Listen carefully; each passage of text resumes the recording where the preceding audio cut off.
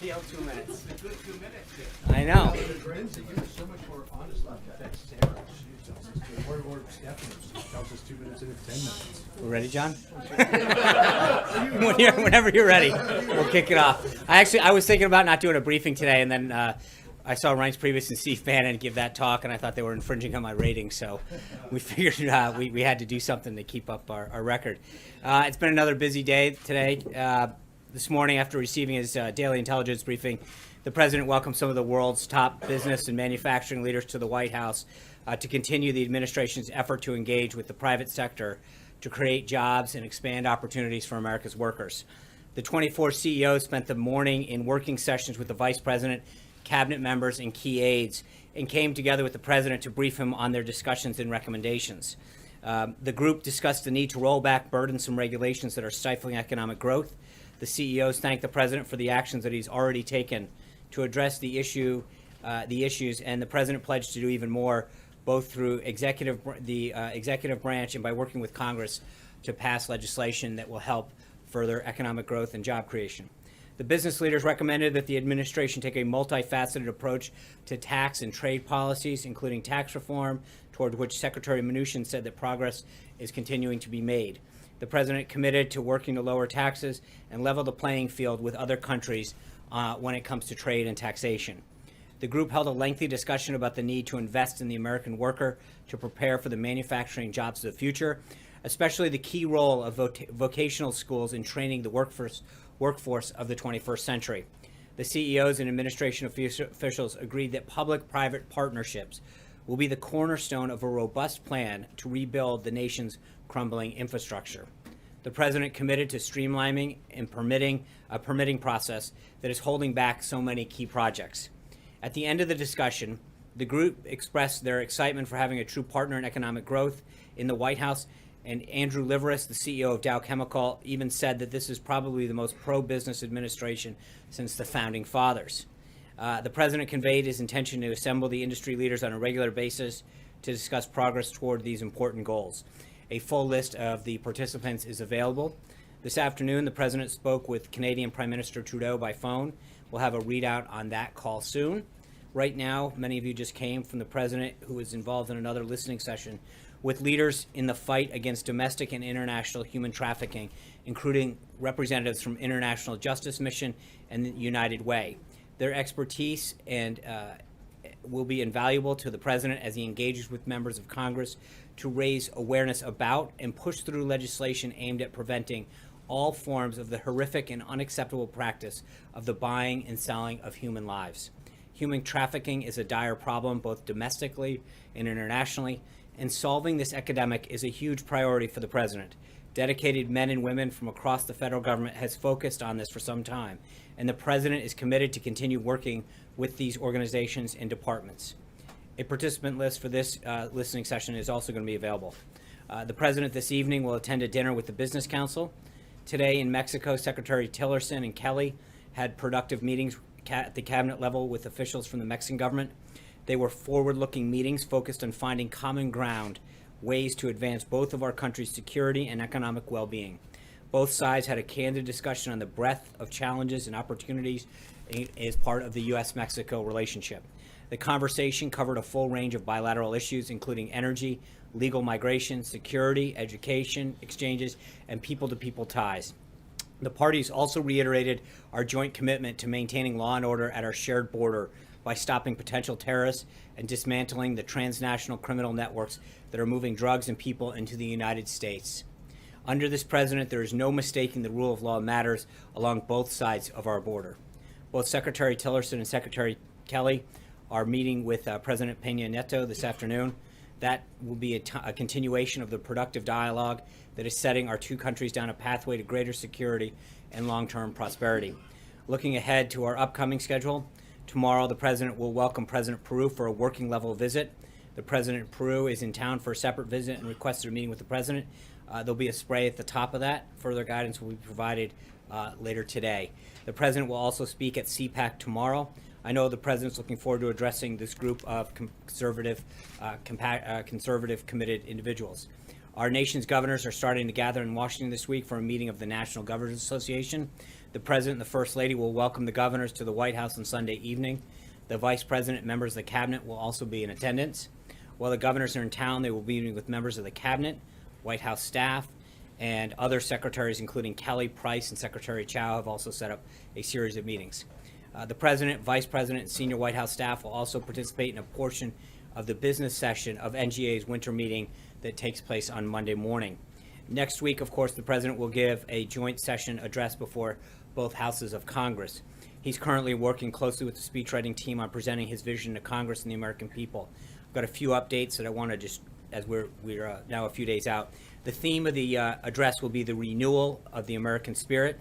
The address will particularly focus on public safety, including defense, increased border security, taking care of our veterans, and then economic opportunity, including education, job training, healthcare reform, jobs, and tax and regulatory reform.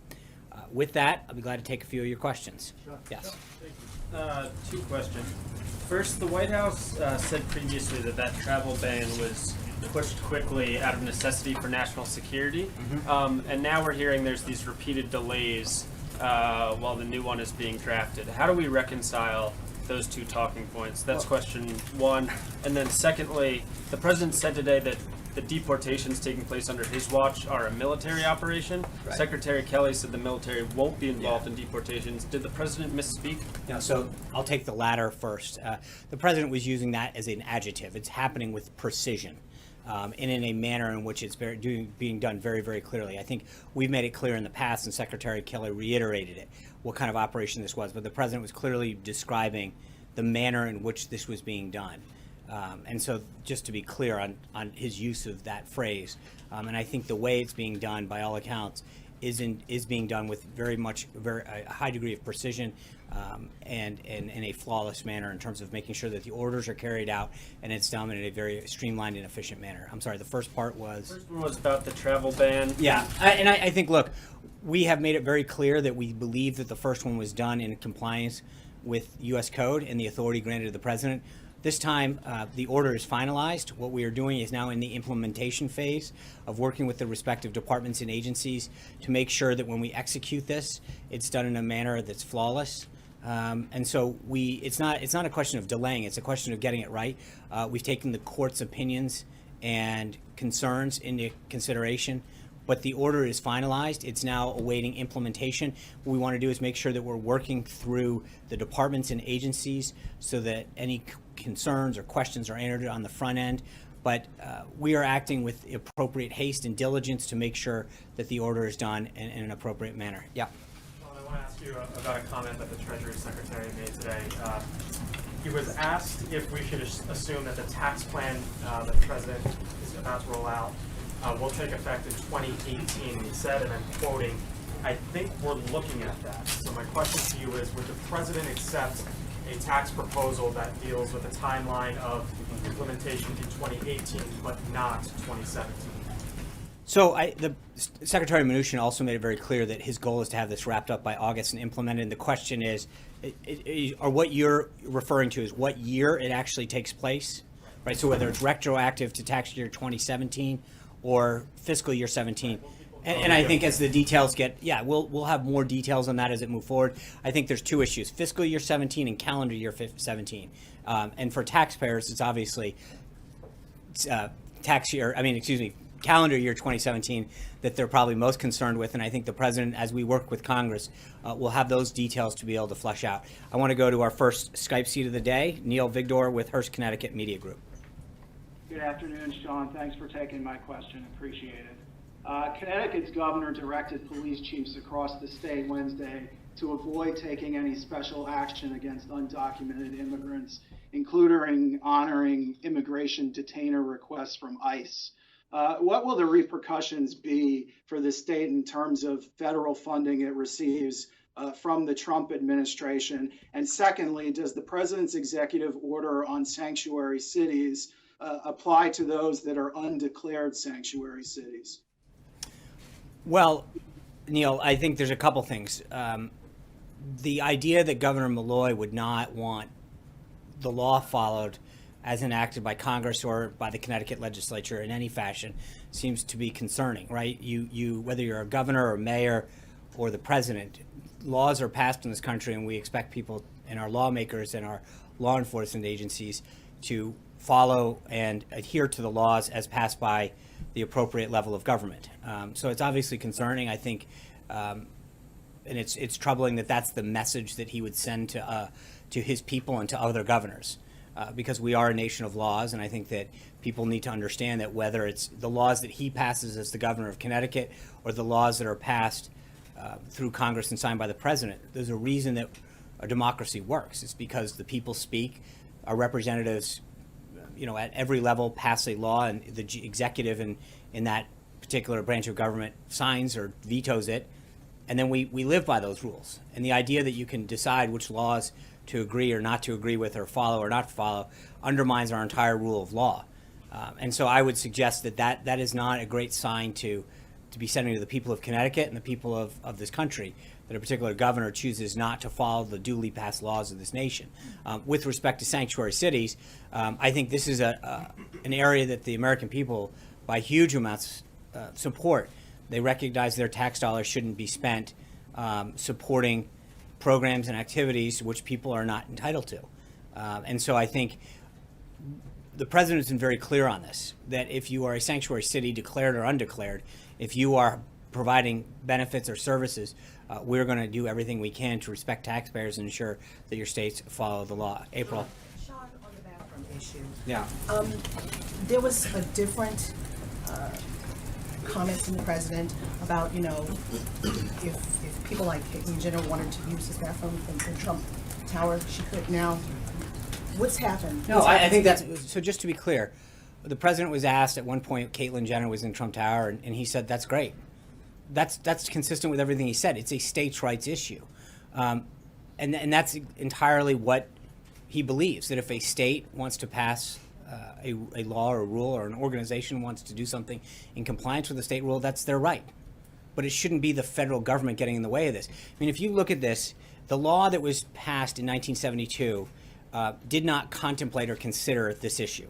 Number two, the procedure for this guidance letter that was done through the Obama administration was not properly followed. There was no comment period. There was no input from parents, teachers, students, or administrators. None. So if we think about how this was implemented last administration, there was zero input, there was zero comment period offered. Teachers and students never had any say in how this was implemented. Number three, there's a reason that the Texas court had this matter enjoined. It's because it didn't follow the law and it had procedural problems. Four, as I mentioned, it's a state right issue. And then five is, I think that we do have to recognize that children do enjoy rights from, anti-bullying statutes that are in almost every state. And that there's a difference between being compassionate for individuals and children who are struggling with something and wanting to make sure they're protected, and how it's being done. And I think that the president has a big heart, as we've talked about in a lot of other issues, and there's a big difference. Personally, he addressed this issue when it came up with respect to one of his properties. But he also believes that that's not a federal, it's not a federal government issue. It's an issue left to the states, and it's an issue that, there's a reason in August of last year that the court enjoined this, because it hadn't followed the law, and it hadn't, the procedure, the comment period, and the solicitation of opinions and ideas wasn't followed. It was jammed down the process, and so we're actually following the law on this one, and I think that's the way it's supposed to be done. John, hold on. If I could just follow on what April said, the Human Rights Campaign. I wasn't finished, I'm sorry. Okay. Well, I'm following on your question. I Would you like me to understand, but follow Why you? don't we let April follow on, and then we'll get to John and Yeah. Kristen and. So I have one, Brian. I have something on another issue really fast, and John can do that. On the HBCU executive Yeah. order. We understand the executive order that's coming out sometime later this month. It's supposed to open, you're working out issues of opening an office specifically to take the HBCU initiative out of the Department of Education and bring it directly under the purview of the White House. Who will be heading that? Have you figured that out? Have you also figured out how you will build that office out? Yeah. Because we understand that is one of the big pieces Right. of this. Well, respectfully, that's why it hasn't been issued yet. We're working it through the process. Obviously, that is something that we're committed to getting done by the end of Black History Month. So our days are numbered, but there's a commitment by the president and the staff to really focus on this issue and give it the proper respect that it deserves. So if you'll bear with us a couple more days, I promise you we'll have more to say on that. So it will be a department with a full-time. No, I just want to be clear. I'm not going to get into the details. It's sort of my blanket statement on non-issued executive orders. But I do know that there is a commitment by the president and the staff that he has been very clear with us that he wants that done by the end of this month for obvious reasons. Now, John. Let me get back to where we were. The Human Rights Campaign, in responding to rescinding the guidance last night, said that this is not a states' rights issue, it's a civil rights issue, and therefore is in the purview of the federal government. Do you disagree that this is a civil rights issue? It's not. It's a question of where it's appropriately addressed, and I think there's a reason. Like, we've got to remember, this guidance was enjoined last August by a court. It hasn't been enforced. There was no comment period by anyone, by the Human Rights Campaign, by teachers, parents, students. Nobody had any input of this. And it seems to me a little interesting that if this was any other issue, people would be crying foul that the process wasn't followed. The reality is that when you look at Title IX, it was enacted in 1972. The idea that this was even contemplated at that is preposterous on its face. But that doesn't mean that the president obviously understands the issue and the challenges that especially young children face. He just believes that this is a state issue that needs to be addressed by states, as he does with a lot of other issues that we've talked about. And so we are a states' rights party.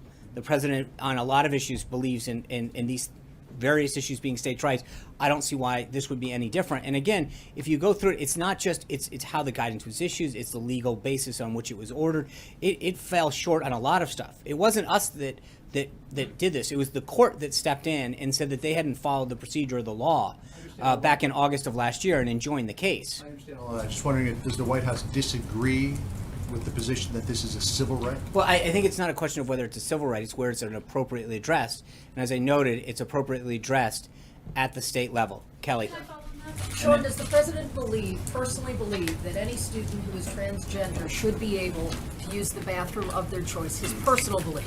I think the president believes it's a states' rights issue, and he's not going to get into determining. I understand what you're asking, Kelly, and I think that, as April pointed out, when the issue came to one of his own properties, he was very clear that, but again, what he doesn't want to do is force his issues or beliefs down. He believes it's a states' rights issue.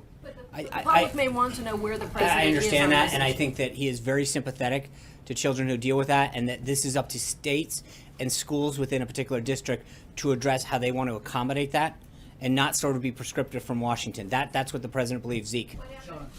Thanks, Sean. You mentioned that this order was enjoined by a court and there was criticism of the process.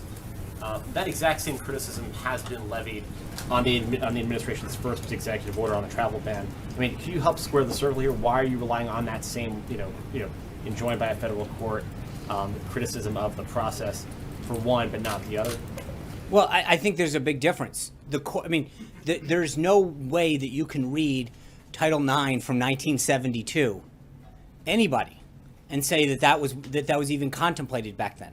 It was. There's nobody that is possibly suggesting that the law that was passed in 1972 did that. Number two, there was zero comment period put forward on this guidance, which is in violation of how it was executed, okay? And so there's a big difference. Hold on. Let me answer the question, Z. There is also a strong reading when you read, 1182 U.S. Code, that it is very clear that the president does have the authority. So they are very much apples and oranges issues. One, it's very clear that the president is told by Congress in U.S. Code that he has the authority to do what's necessary to protect the American people. And there's no way that anybody above a fifth grade reading level could interpret that different. There is a difference between looking at a statute from 1972 and saying that something was complicated back then. Not only that, again, it's a multifaceted thing. When you look at how the guidance was issued, there was a zero comment period. Nobody was able to weigh in on that situation back then. And so when you're talking about forcing schools to make a huge accommodation from the federal level, and schools, parents, teachers, kids were not able to have any input in that decision from Washington, I think it's a very, very clear difference. John Gizzi. Yeah, thank you, Sean. Just going back 2 weeks, in a story that got relatively little attention at the time, Chuck Cooper, a very distinguished lawyer, asked that his name be withdrawn when he was on the periphery of being named U.S. Solicitor General. So my question is a two-parter. First, can you confirm or deny the administration is now vetting Mr. Miguel Estrada, who is a former nominee for the Court of Appeals, as Solicitor General before the visa delay case gets to the Supreme Court? And second, Mr. Cooper said that he did not want to go through the same experience that Jeff Sessions, his good friend, did when he had the confirmation hearings and the vote in the Senate. Does that make the president a little bit discouraged about getting the nominees he wants for some very important positions? Well, thanks, John. And I'd say on the first part, as you know, and I'll give you the same answer we give executive orders, we don't comment on personnel decisions until they're made, until they're finalized. So I've got nothing for that. On the second part, what I would say is that the president is very confident. We have a deep bench of folks who, during the transition, we talked about this, a number of people who've expressed a huge interest in joining the president in fulfilling this agenda. And that list is robust and long. However, that being said, I think for folks who have to go through the Senate confirmation and to watch what has happened to some of these fine individuals, the delay tactics, the tearing apart of their personal lives, it is discouraging for some of these people, I think, in terms of Mr. Cooper and others, who are looking at the process, saying, I would like to be part of this administration, help fulfill this vision and this agenda, but this is what I'm going to have to go through. So while this is somewhat of an isolated case, I definitely understand what he's talking about here. And I think, those are few and far between. But I think that when you realize what is happening largely at the expense of Senate Democrats in terms of dragging these people through a very, very delayed and arduous process for purely political points, I think that there's some people who could look at that process and potentially say, I don't want to serve. Luckily, we've not come to that beyond a handful of folks. Largely, people have a huge desire and are willing to make great sacrifice, both financially and personally, to serve in the administration, because I think they understand what potential change this president is bringing to this country and to the city. So, but I understand his point. Yeah. This morning, the president talked about, as he often does when he talks about immigrants, he talks about really bad dudes. Yeah. You talked about precision. The Homeland Security Secretary this morning insisted there won't be mass deportation. Right. Is it the president's intent or desire, as some advocates worry, that people who are here illegally with something as simple as a traffic violation, that those people will be subject to deportation? Yes or no? Well, I mean, I think everybody who is in this country, for obvious reasons, I mean, if you overstay a visa, if you commit a crime, you can't, by the very nature of you not being legal, you can be subject to deportation. That's by definition. Being in this country is a privilege, not a right, if you are a visitor. And I think we have a right to make sure that the people who are in this country are here for good and peaceful processes. And as I've said over and over again, there is a big difference. The president recognizes that there are millions of people in the country who are not here legally, and that we have to have a very systematic and pragmatic and methodical process of going through those individuals to make sure that the people who have pose a threat to public safety or have a criminal record are the first that are gone. What we've done, just to be clear, is to untie the hands of ICE and Border Patrol agents and say, your job is to enforce the law. First and foremost, to figure out who poses a threat to us. But in the previous administration, their hands have been tied. There was exception after exception after exception. And the fact of the matter is that we are a nation of laws, and we have to have a system of legal immigration that is respected. So I'm not going to be prescriptive in terms of what ICE's job is, but needless to say, their job and their mission is to protect the country and to enforce our borders and our immigration laws. And the president has basically instructed them to carry out their mission. And so the priorities, as we've discussed over and over and over again, is to do that in a way that is in accordance with the law, but also prioritizes those people that pose a threat. I'm going to go to Roby Brock from the Talk Business and Politics in Arkansas. Where is he from? Arkansas. Hey, thanks, Sean. Roby Brock with Talk Business and Politics here in Arkansas, the home of the rowdiest town halls in the nation. I have a question on medical marijuana. Our state voters passed a medical marijuana amendment in November. Now we're in conflict with federal law, as many other states are. The Obama administration kind of chose not to strictly enforce those federal marijuana laws. My question to you is, with Jeff Sessions over at the Department of Justice as AG, What's going to be the Trump administration's position on marijuana legalization where it's in a state-federal conflict like this? Thanks, Roby. There's two distinct issues here: medical marijuana and recreational marijuana. I think medical marijuana, I've said before that the president understands the pain and suffering that many people go through who are facing especially terminal diseases, and the comfort that some of these drugs, including medical marijuana, can bring to them. And that's one that Congress, through a rider in 2011, looking for a little help, I think put in an appropriations bill saying the Department of Justice wouldn't be funded to go after those folks.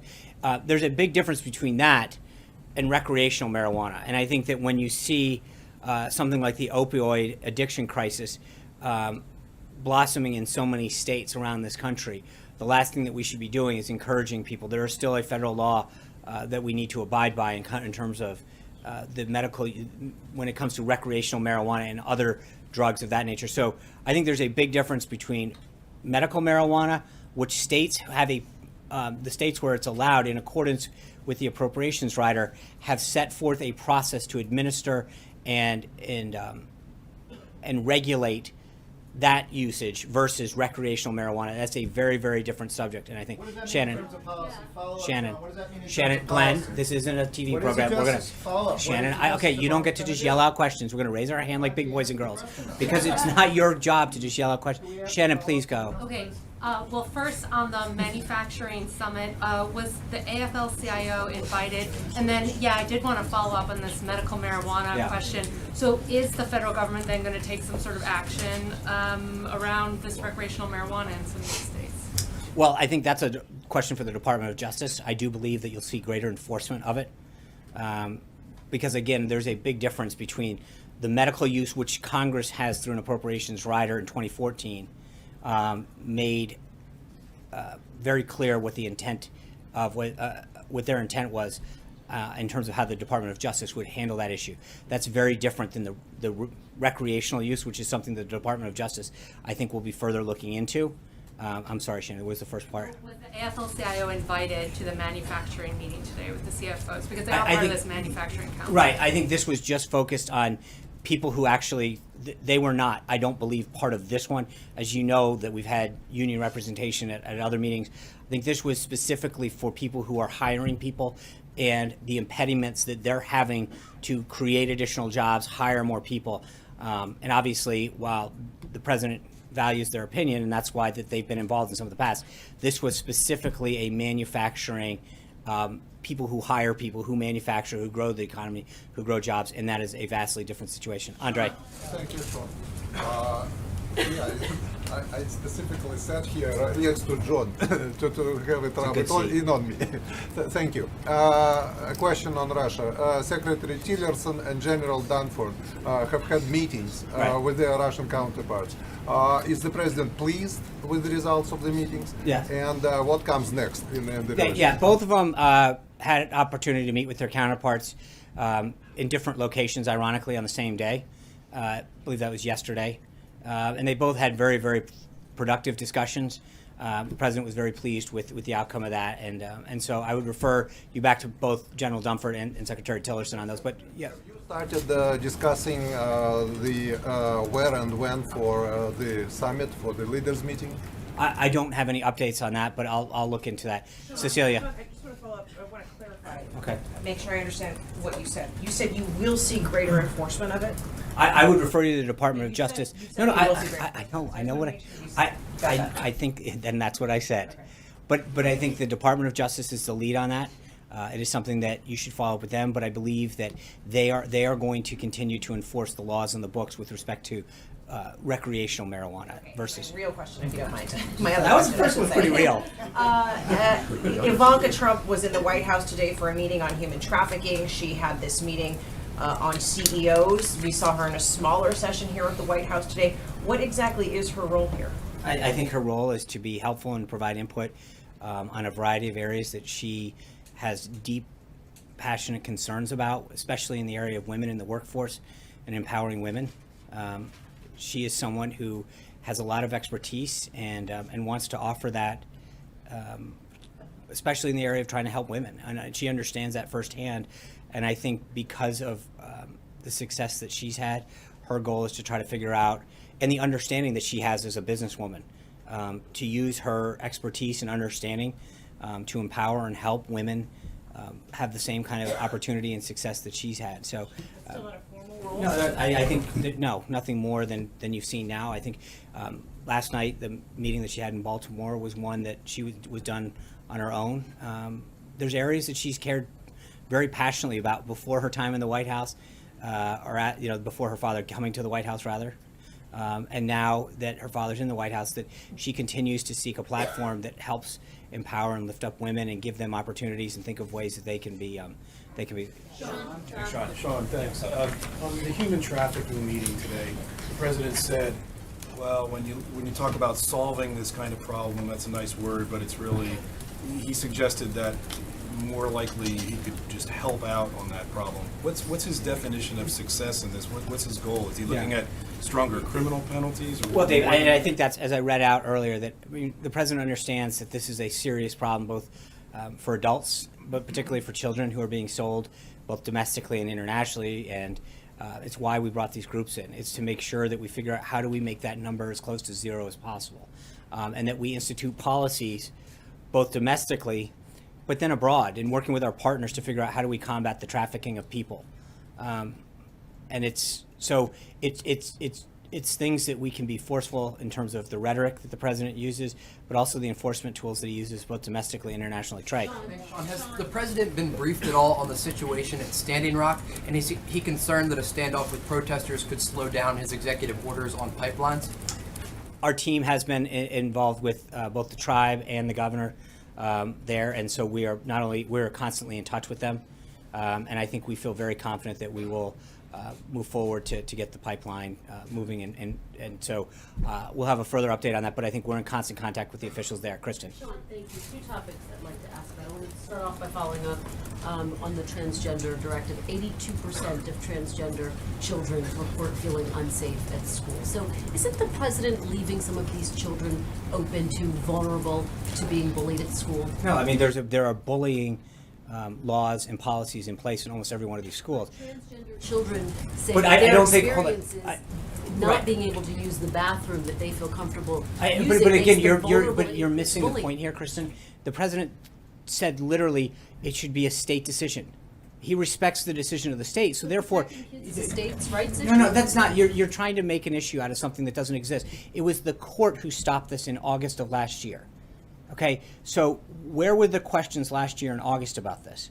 It wasn't implemented correctly, legally, and the procedure wasn't followed because the court found at the time that it didn't have the authority to do that. So you're asking us why we're following the law that wasn't followed.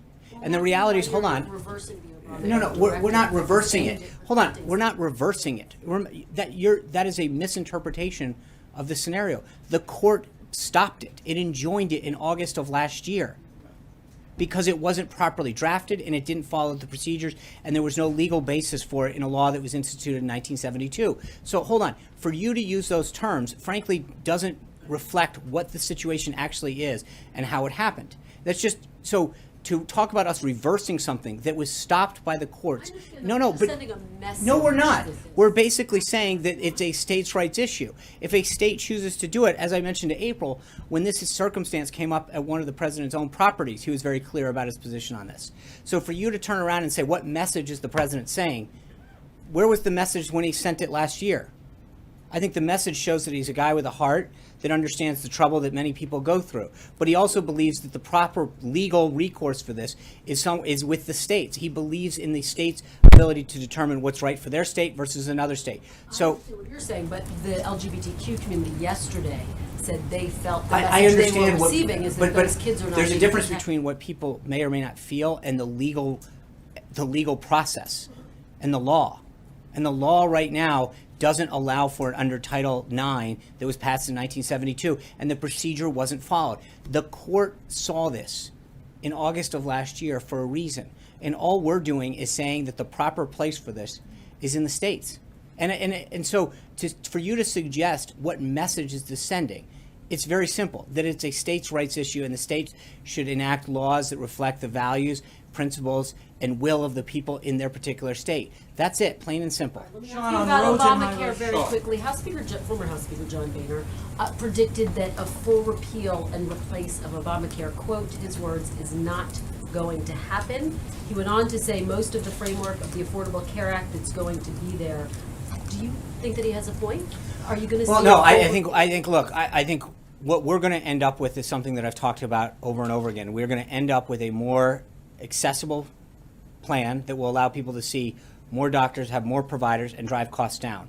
Those are the two guiding principles that we're going to have in what the president is going to work with Congress to put forward on. That's it, plain and simple. On roads and highways in the United States, in many places around the country, potholes and other issues are affecting the way in which Americans travel. And the president has said he would fix these issues during the campaign. Right. What is the status on that, and has the president spoken to heads of DOT or other people? Well, I think the president's starting to address that through the budget process we talked about yesterday. It'll be out in mid-March, and so the infrastructure projects and priorities that the president has talked about, whether it's air control and our airports or the roads and bridges, will be something that he's going to work with DOT, but also talk about in his budget, and you'll see more in his joint address to Congress. With that, Lauren Staples of KECI NBC in Montana.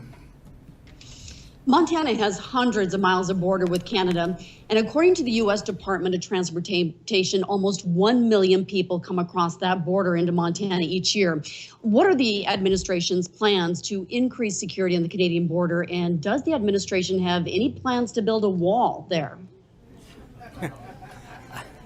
Well, we're obviously concerned, thank you, at all sorts of immigration in this country, whether it's from our northern border or our southern border. I think the president understands that our southern border is where we have more of a concern in terms of the number of people and the type of activity that's coming over there in terms of cartels and drug activity. But that doesn't mean that we're not paying attention to our northern border as well. And we will continue to both monitor and take steps necessary at our northern border to ensure the safety of all Americans. Sean. Yes, sir. One question on the South China Sea, and then follow up on the Dakota Access Pipeline.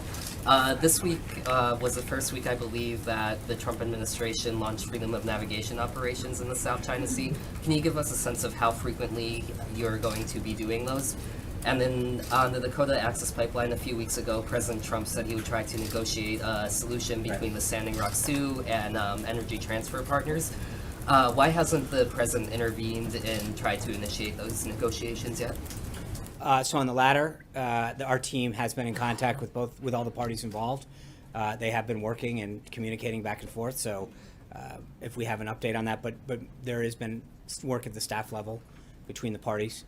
And then on the first part, I've got no further update in terms of the frequency by which we will have stuff. Alexis. Sean, in Reuters' interview with the president, he described again his interest in seeing the nuclear arsenal expanded in the United States. Can you describe what it is that the president has in mind, the time frame, and how he would like to pursue that? Yeah, let's just be clear. I mean, what he was very clear on is that the United States will not yield its supremacy in this area to anybody. That's what he made very clear in there. And that if other countries have nuclear capabilities, it'll always be the United States that has the supreme supremacy and commitment to this. Obviously, that's not what we're seeking to do. The question that was asked was about other people growing their stockpiles. And I think what he has been clear on is that our goal is to make sure that we maintain America's dominance around the world, and that if other countries flout it, we don't sit back and allow them to grow theirs. Francesca. Thank you, Sean. A domestic policy question and then a foreign policy question, if you will. You said yesterday that the president had named a task force on the voter fraud probe. When did he name that task force specifically? I think 2 weeks ago he announced that Vice President Pence would lead that task force, and that the Vice President and his team were starting to look at members to that. Referring to the interview in which he said there would be a task force, That's right. Not that something's happened since then. That's correct. And then on foreign policy, the president had said in his Saturday campaign speech that the Gulf states would be paying for that safe zone in Syria. Which Gulf states was he referring to? Have any committed to paying for that? So if you look at the readouts that he's had with several of the foreign leaders, That is brought up and mentioned in almost every one of them, and I think he's talked about the financing, the safe zones, and the commitment that they need to make to those. And I think by and large, we've had widespread commitment. When we have an update on, and I think that's an issue that's going to be ongoing at the Secretary of State level as well, where you saw Secretary Tillerson follow up on that with numerous folks. We will have further updates on the funding of safe zones as we go forward, but there has been a general commitment by most of these heads of government to share in the president's commitment to help fund these things. Can I go to Steve Gruber of WJIM in Michigan? Thank you, Sean. I greatly appreciate it. I'd like to talk to you more about tax policy, if I may. President Trump, of course, on the campaign trail talked a lot about tax policy and tax reform. That hasn't happened yet, as we know, but I want to talk about something different. That's the border adjustability tax. And with the manufacturers that were at the White House again today, states like Michigan, Pennsylvania, Wisconsin, others have a great concern about this tax. And there seems to be a disconnect between some of the CEOs, some of the Republicans on Capitol Hill, and the president as to whether or not this is appropriate. And I guess the question is, could this tax have a chilling effect on manufacturing at a time when places like Ohio and Michigan and the upper Midwest are trying to jumpstart the economy with manufacturing jobs? I wish for you to clarify, if you could, the president's position. Yeah, Steve, thank you. I think the president has been very clear from the beginning that there is no tax if companies manufacture in the United States. We are one of only a handful of countries that doesn't tax the imports that come into our country. Almost every other country operates their tax code under that system. And so what happens is we have a system by which companies abroad can send their products, tax our products going into their country, institute an import tax, and then their products come into the United States with no import tax, which frankly gives a disincentive to companies to stay in the United States, to manufacture in the United States, to hire in the United States, and it tilts the field against the American worker. And so the president is looking at tax policy that encourages manufacturing and job creation in the United States. And if you think about it, border adjustability tax. Hold on. Where is he on this tax specifically? I understand that, and I think that what he is doing is he met yesterday with his team on the budget. He's talked to Secretary Mnuchin and others who are working on a comprehensive tax reform plan. And remember, Steve, this isn't something that's been done since 1986. And so as we look at it, part of that is to make sure that we lower our corporate tax rate, that we make it more attractive to manufacture and grow jobs in the United States, to make our companies more competitive with companies overseas that frankly have better tax treatment than our own companies who stay in the United States. So creating more of a playing field that encourages manufacturing and growing and creating in the United States. But make no mistake, if a company's in the United States already and expanding in the United States, it will be only to their benefit. It actually, if you think about it right now, the way the current tax code works, it almost incentivizes companies from leaving the United States, manufacturing and expanding overseas, and then sending their goods and services back to the United States, which undermines our own economy. It undermines our workers. The question is about components coming back into the United States, Steve, and being manufactured. Okay, I know that you're on the Skype, but we only do like one or two follow-ups. But the answer is that he's working toward comprehensive tax reform, and we will have a plan out within the next few weeks that will address that. Sean, on the transgender guidance, the administration not only rescinded it, but sent a letter to the Supreme Court informing them about the change as it considers a related case. Does the termination of the guidance represent an administration position on the way the Supreme Court should rule? I'm sorry, well, obviously, thank you, I'm sorry. Removing the guidance clearly does. If the guidance that was put forward by the Obama administration, which clearly hadn't been done in a proper way in terms of how they solicited, or rather didn't solicit comments, the guidance that puts forward obviously sends a signal to the court on where the administration stands on this issue. Yeah.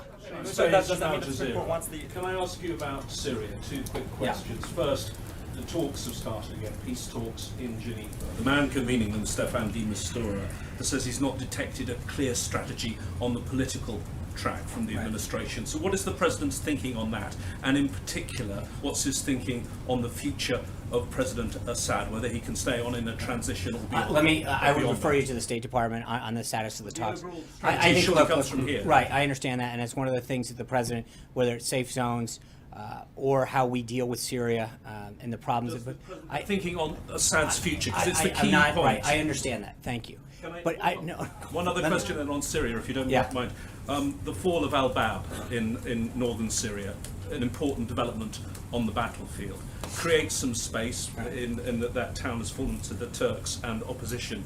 Is that the sort of space that the president would like to see a safe zone? Look, I don't. We're not trying to be prescriptive right now in terms of the geographic location of a safe zone. It's something that right now the president's goal is to get commitments from other world leaders, both in terms of the funding and the commitment to share in how we do that. So I don't want to get it. We're not looking to be prescriptive today in how it's done. I think overall we need a greater commitment in the region to make sure that people are committed to a strategy and to safe zones to allow that to stop some of the human suffering that's going on and create while the rest of the conflict ensues. And I think that we've got to dual track this, deal with the conflict as a whole and how we address it, how we deal with ISIS in combating it, but then we also have to, there's a humanitarian piece to this as well, with respect to the safe zones. And I think that we're looking at both pieces of this as well. Thanks, Sean. Since the election, Secretary of State Rex Tillerson has expressed some disquiet about pulling out of the Paris Agreement and climate change, and the President has also heard from some world leaders about that. Can you tell us, is the President still committed to pulling out of the Paris Agreement on climate change?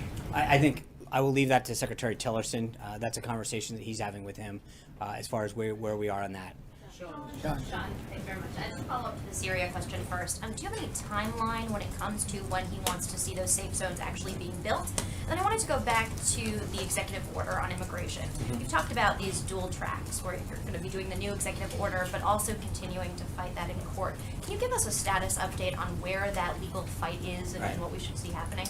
So, with respect to the executive order, there are several courts that this is being fought in, 10 or so. And we continue to deal with that in all of those venues.